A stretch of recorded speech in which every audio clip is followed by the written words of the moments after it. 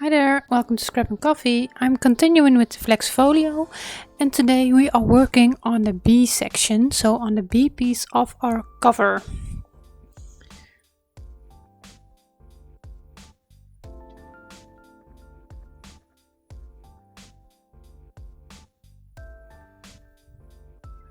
So I've prepared the first pieces, and we are going to start with piece L that has 2 score lines, and we are going to fold and burnish on both score lines. And we've placed the tape on the dented side between the cut edge and the first half-inch score line.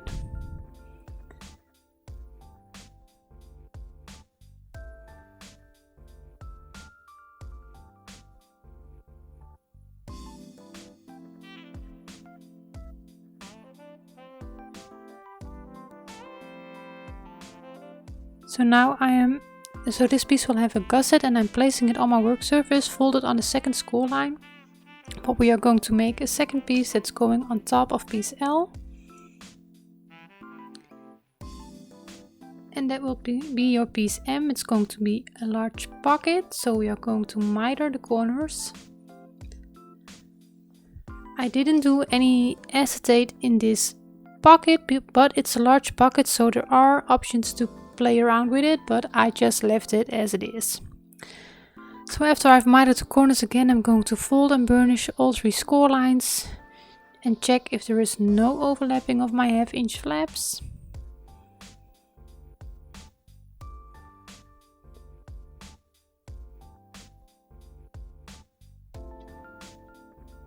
And then we are going to place this one on top of piece L, so the folded edge of piece L is on our left and the opening of the pocket is on our right.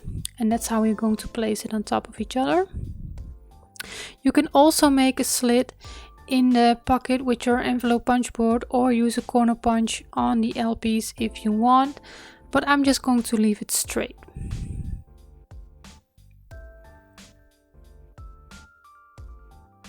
I remove all the tape backing and then I'm going to start on the bottom. So now I have that folded edge on the bottom and I'm starting to place it from the bottom. I'm going to line up the corners there and then carefully bring the side parts up, lining it up with the edges of piece L, and then give that a quick burnish. And this will be our first piece. So now I'm folding again, so the gusset is standing up, or actually I'm folding on the half-inch so I can place it in the folio. So we are going to that B section and I am going to place it on the left side, so fold it on the half-inch flap, and it's exactly the same height as the folio, and I'm going to make sure that I will be able to see the score line of my first spine. So that's how we are going to line it up. I'm removing the tape backing partially so I can line it up where I want it, hold it in place, and then I remove the rest of it.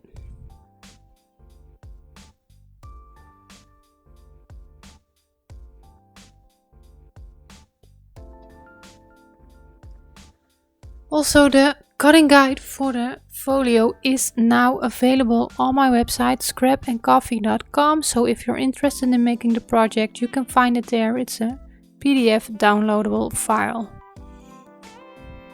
So when I've placed it in there, I'm going to burnish it and I'm going to make sure that the gusset is standing up, and then we are going to our next piece. So here we have 2 pieces and both have 2 score lines that we are going to fold on both. Make sure you have your flap lying underneath you when you burnish. It gives you a straighter fold, so that's better. And we do that on both pieces.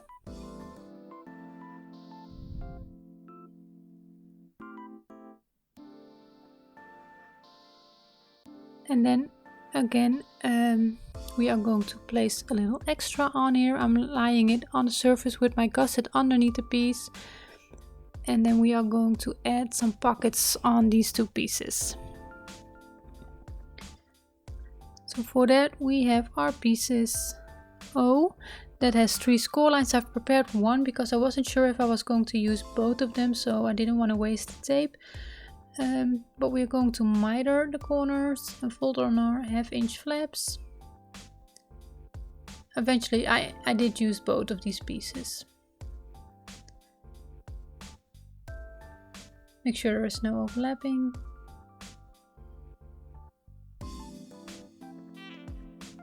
And then I'm going to place this pocket on top of piece N. So this one is going on the outside, my gusset is underneath it. And I'm going to line up the top, bottom and the left edge.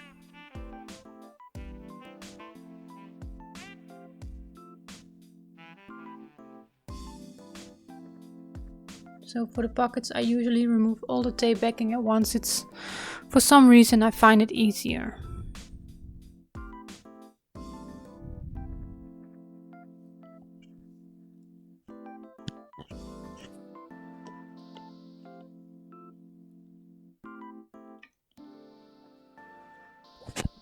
So I give that a burnish, and then that's the first piece. And the other one I'm going to place on the inside of the pocket. So you will be seeing it when you flip over the pieces. So I quickly place my tape on the dented side. And then we can burnish it, miter the corners.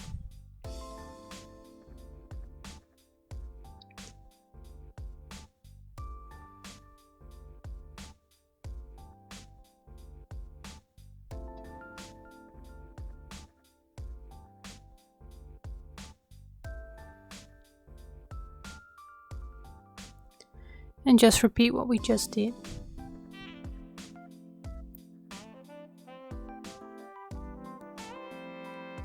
So here I'm going to line up the bottom of the pocket up against that first score line that you will have, so before the gusset, and the top and the bottom of the piece. So you want to be able to see that score line, so you are still able to fold the piece over nicely.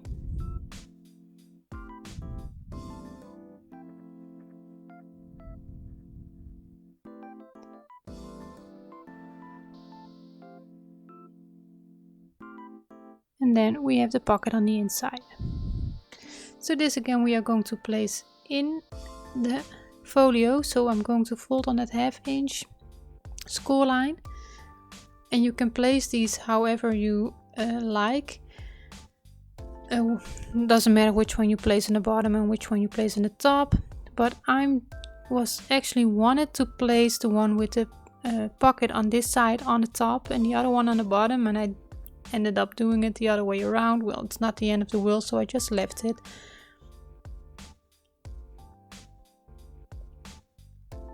So what I'm doing here is I'm going about 1/8 of an inch from the bottom, and then make it straight and try to bump it up against the 1/2 inch like you would do for a waterfall. But it's more important to me that it's straight than that it's completely bumped up against that 1/2 inch. So for this piece about 1/8 of an inch from the bottom of the folio. So here I realized that I've placed this one on the bottom where I actually wanted it on the top. And then the other piece I'm going to place 1/8 of an inch from the top of the folio. So hopefully I'm going to place it a little bit lower for you. And then you will have about 1/4 of an inch spacing between your two pieces. So again, I'm just making sure it's straight. And then I'm going to remove the tape backing completely. And burnish that. So that's the second part, and now we're going over to the next piece. So I just make my pieces and place them in the folio, and you can also prepare all your pieces, decorate them, and then place them in the folio. That can be a little bit easier, especially for your pattern paper. But for me, because I'm doing it as a tutorial, that's not working for me. It's going to take too long. I'm also not able to choose my pattern papers in that way. So for me, I'm just placing them in the folio and then I'm going to decorate it. So we're on to our next piece, and that has 2 score lines, and I forgot which letter it is, but letter P. And I'm going to fold and burnish on both score lines, and this piece has tape on the dented side between the first score lines. And here we have piece R, and it has 2 score lines, and you want to have them in this direction. So you want to make that L shape. So I've put it in the cutting guide how to score it. And then I'm going to make a pencil mark 2.5 inches from the cut edge inwards. And also here from the bottom cut edge, 2.5 inches. And then we are going to connect those pencil marks and cut that away. So it's going to be an angled pocket. And again here I haven't placed my double-sided tape yet because I wasn't completely sure if I was going to use it.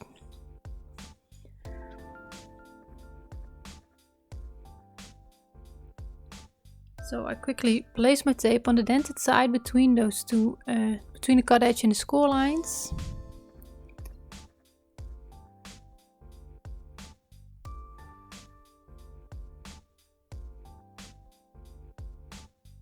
And then I'm going to miter that one corner there. And then I will turn the piece over to the bumpy side. Because I'm going to make a window in this piece. So what I did is I made a 5-inch frame. That means you're going to measure 1 1/8 of an inch on the sides with a score line. And 5/8 of an inch on the sides without a score line. And then we are going to cut out that frame that we just draw.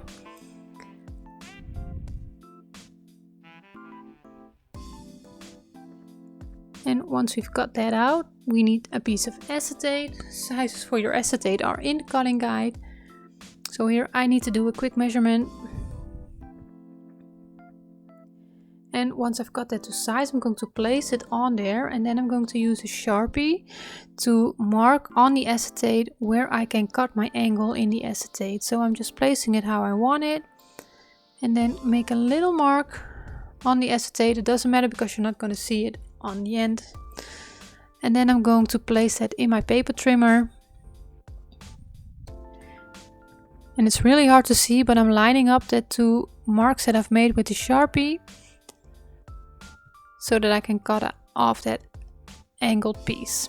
And then you have to take in mind how your piece is going to lie on top of your cardstock piece. So you place your tape on the right side. And here I'm using a really small 1/8 of an inch tape. And I'm going to place it on the acetate and on the cardstock around the frame. So there we go. And we give that a quick burnish, and then we can remove all the tape backing.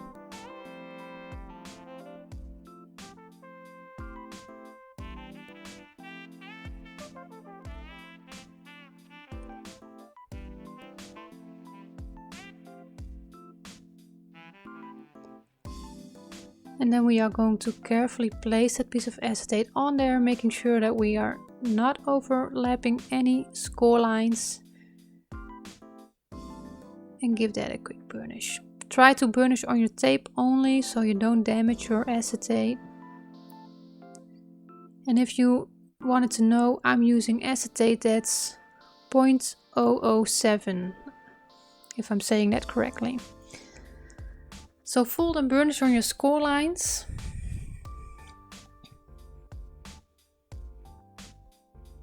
And then we are going to place that pocket, that R piece, on top of your P piece. So your folded edge of piece P is on your left, and then we are going to put it in the left bottom corner.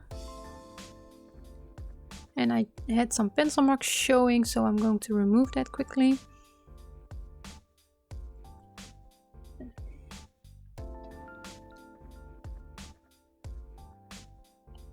So I'm going to start on the left bottom corner. That's the first part that I'm placing on my piece. And then I'm going to line it up along the bottom and then along the edge on your left.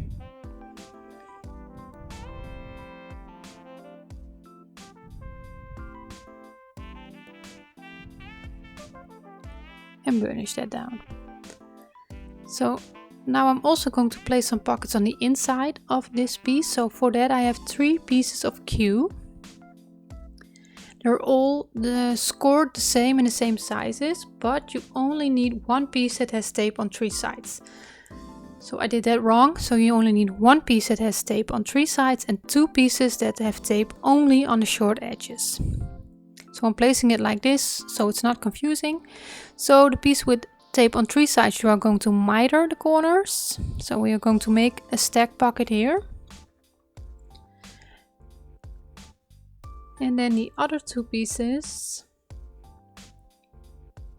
we are going to cut a little different. We are going to cut on this score line up to the 1/2 inch. So on your score line up to the 1/2 inch and then cut it on an angle on the bottom. And we do that on both sides. And I'm going to do the same thing with the 3rd piece. So that piece didn't need that tape on the bottom, but I'm just going to leave it. I will cover that when I'm placing my pattern paper. That will be fine. It's just a waste of the tape.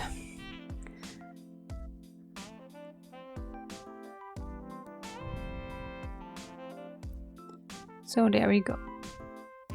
And then we can fold and burnish our score lines. And for the first piece, so the piece that we mitered, we are going to fold on all 3 score lines.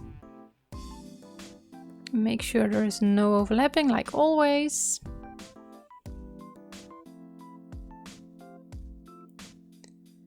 And then we are...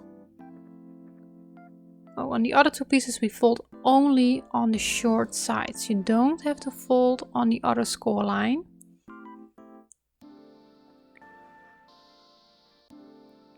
So again, only on the short side.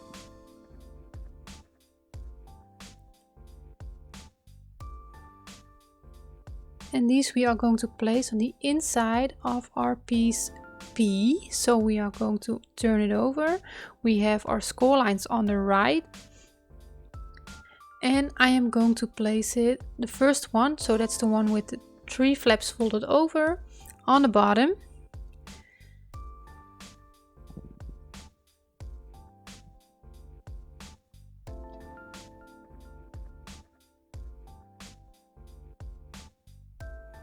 So we are going to line it up there. Make sure that you don't have any overhang on your left side, but you don't go over your score line on the right either. So I'm going to check quickly, but I believe I've made the measurement so that you have a little bit space there. So you will start on your left bottom corner and work your way up to the right, so you have a little bit of spacing between your pocket and your score line there. So now for the second one, we are going to remove the tape backing on the short sides. And then we are going to place that in the pocket and you will stop at your score line. You won't be able to go any further, but make sure again that you don't go over the edge here on the left. And you also don't go over your score line here on the right. So for me, it was barely fitting in between there. So I should have adjusted that measurement, but I will check it to make sure. And then for the last one, we do the same thing. So I'm just leaving the tape backing there for what it is.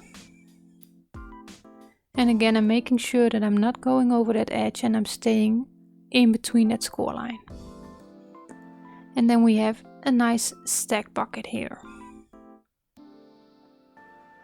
And I'm still able to fold that over, so that's fine.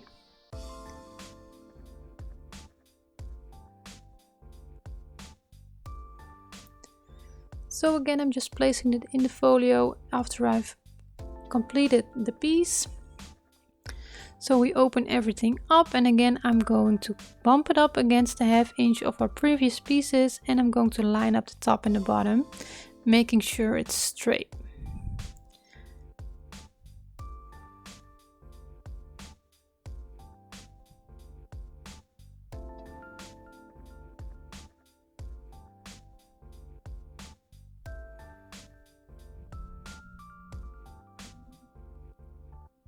I'm lining up the bottom here.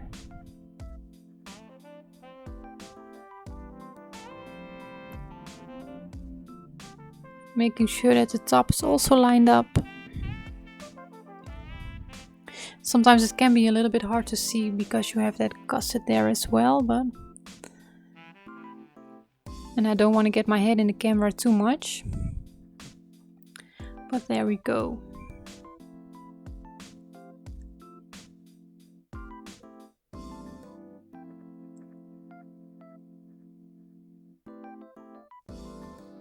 Yep, just checking there if everything fits nicely, but it's still going like I wanted it to, so on to the next piece.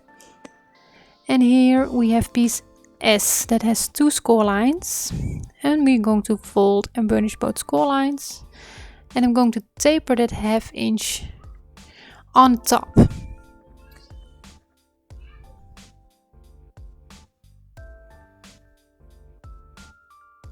I don't know if you can hear my daughter, but she's really enthusiastic about something. But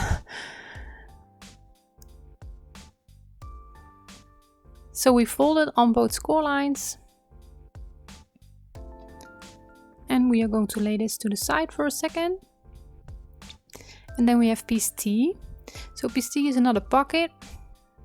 Score lines on 3 sides, tape on the dented side. And again here I'm going to make a frame in the pocket. So again it's a 5/8 of an inch frame. So that means you're going to draw a pencil line 1 1/8 of an inch from the cut edge on the sides with a score line. So you will do that on 3 sides, 1 1/8 of an inch from the cut edge.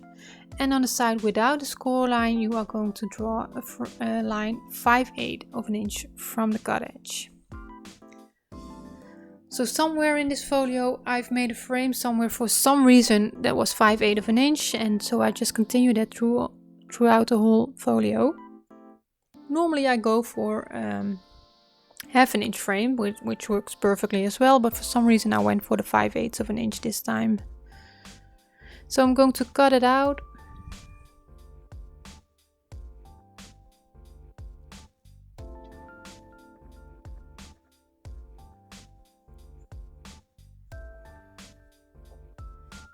And then again we can place our acetate, but I had to measure here quickly what my acetate needed to be. And then I can place the tape. So again I'm just placing it on the cardstock and on the acetate. You don't necessarily have to do it this way. You can easily use a 1/4 of an inch tape and place it on your acetate or on your cardstock.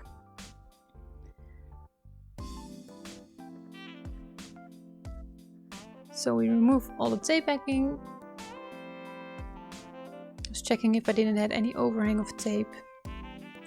And then I'm placing it on there, making sure I'm in between my score lines. And carefully burnish on the tape.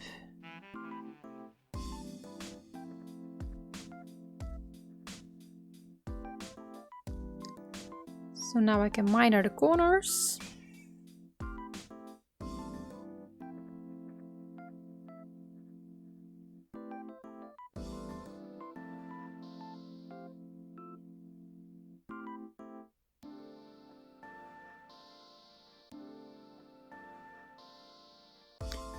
And here I have a little bit of overlapping, so I need to recut. So I'm slightly cutting that angle a little bit further in, not too much. And then see if I did a better job, and I did. And the other side is fine.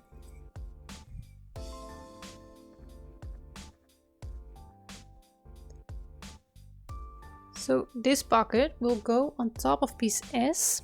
So we have that folded over edge on piece S on our left. And the opening of the pocket will be on our right side.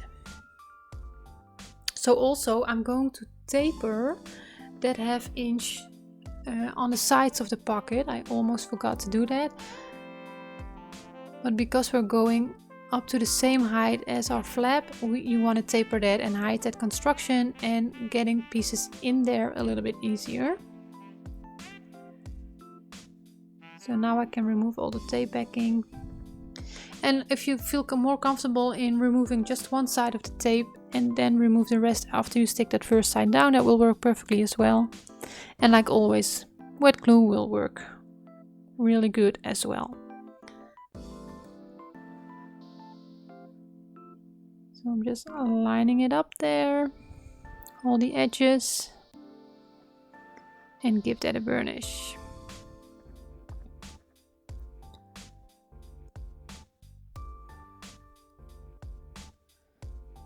So now I'm placing this part in my folio, but we will have another piece on this level. But I wanted to place this in there so I could make sure that my measurement was right for the second piece. So this one I'm going to place on the top, and if you want you can also place it on the bottom, of course. So I'm going to turn around the folio so I can see what I'm doing. It's a little bit easier for me. So I've tapered that 1/2 inch only on the side where it's going to the edge of the folio, on the top in my case. So I'm lining it up there, and here I was doing something really stupid. I just pressed down on that part where there was no tape backing and while it was really crooked. But luckily I was able to lift it up. So I'm making sure it's straight, and here I had a little bit of trouble with that gusset, but just took my time in getting it straight and then making sure that I hold it all in place.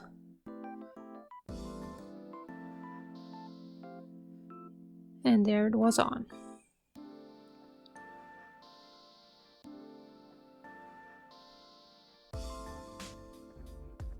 And now we can make that other part. So this is our pieces U and V.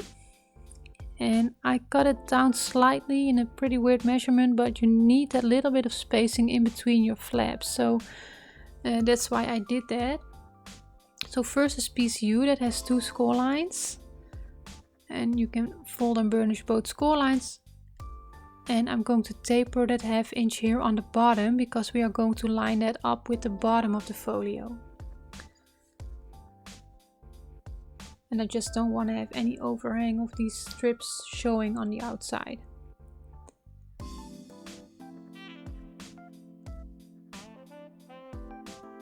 So again, I'm placing this on my work surface with the gusset underneath the piece. And then we have piece V. The first one was U, this is V. Yeah, it's going to be a pocket. And it's going to be a small pocket.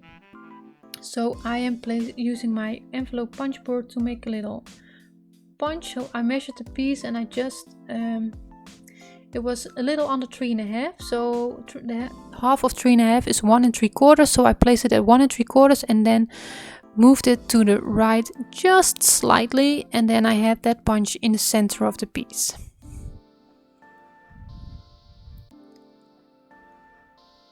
And then my mat, my pattern paper mat, I just cut it at 2 1/4, and then it's easy to find the center at 1 1/8 of an inch.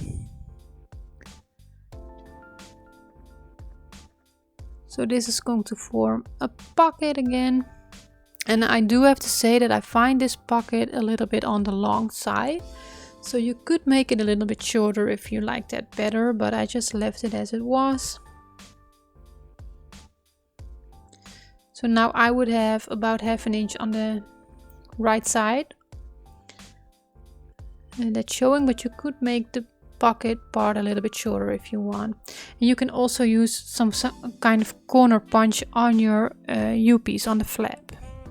But I left it straight.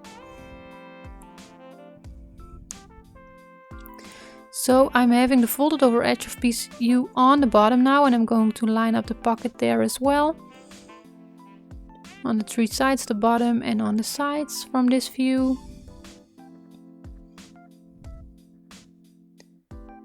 And I think I'm going to use this pocket for either a small photo mat or some tags for journaling, just something fun. So folding on that 1/2 inch, making sure you have it tapered on the bottom part, and then I'm going to line it up with the bottom of the folio. So here I just removed the tape backing completely because it's such a small piece, but that did made it a little bit difficult. But luckily I did it right at the first try, so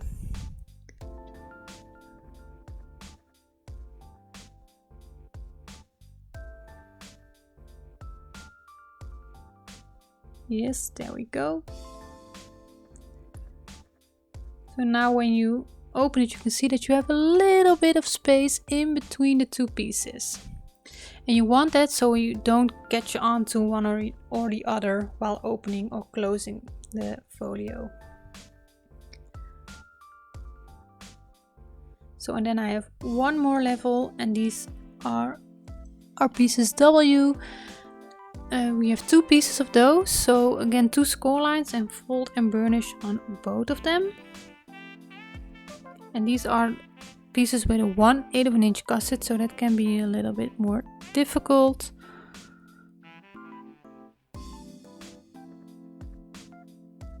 So I'm doing that on both pieces. And again for this one, I've also made 2 pockets, and I've only prepared one because I wasn't sure if I wanted to use both. And I've decided to use just one of them, but of course you can use both if you want. So these are the pockets, and score lines are on 3 sides. And these pockets are pieces W. After you fold it on your score lines, it's a square piece, so you can place this pocket in any direction that you like, either on the outside or on the inside of the piece. So you can play around with it. You can make it a side pocket or a pocket on the bottom, and that's what I did. I've made a pocket on the bottom, but you can play around with it like I said. So I'm going to place it on one piece on the bottom on the outside of the piece.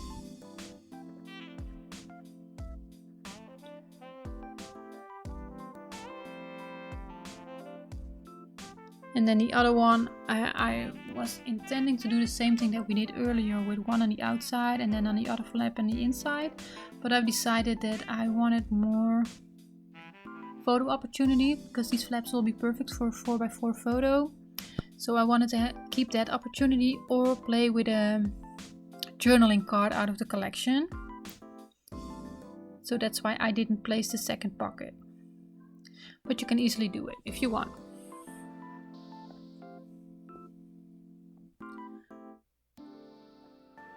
So here I'm placing these parts in the folio as well. And here I did the one with the pocket on the bottom. So I can also place something longer in there if I want. If you place it on the top, then you're pretty, it should be something short that you're going to place in there. But because I placed it on the bottom, I can also place a longer tag or a longer photo mat in there. Just gives me a little bit more opportunity. So placing these parts in the folio, I'm going to do the same thing that we did earlier with the longer flaps. I'm going to line it up 1/8 of an inch from the bottom.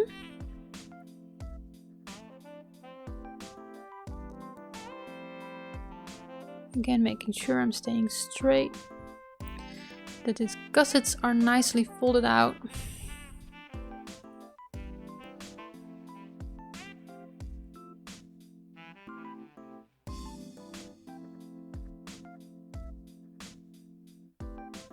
And then the other piece, the piece on the top, I'm going to place it 1/8 of an inch from the top of the folio. So we will have about that 1/4 of an inch space between our pieces.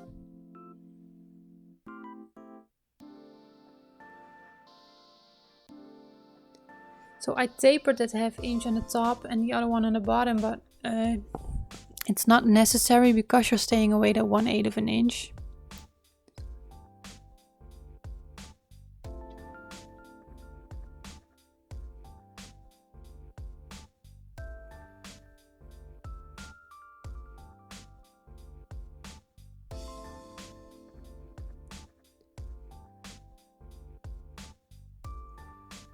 Make sure it's straight, and I'm just taking my time with these sort of things. I rather have it that it's taking me a little bit longer to get it in there than wanted to make it better after it's in there already.